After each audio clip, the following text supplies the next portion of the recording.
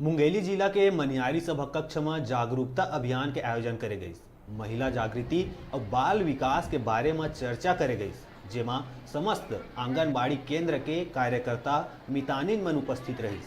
कार्यक्रम में महिला मन ला जागरूक करे गई। पूर्व में देखे जात रही कि परंपरा के रूप में अंधविश्वास के रूप में महिला मन ला माहवारी के दौरान मंदिर, रसोई या कोनो सामाजिक स्थान में जाए बर मना कर दे जात रही।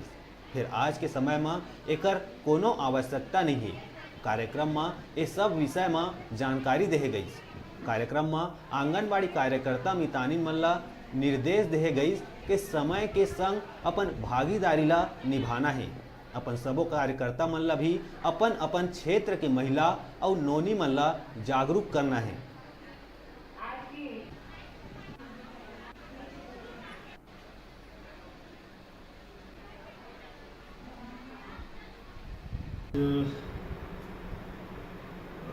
बैठक नहीं था, कार्यशाला था जी। और इसको हम लोग जागृति शिविर के रूप में मनाए हैं। वैसे इसका जो विषय था वो है विश्व मासिक प्रबंधन एवं स्वच्छता दिवस, जो अंतर्राष्ट्रीय स्तर पर मनाया जा रहा है और इसको 28 मई का दिन नियत किया गया है।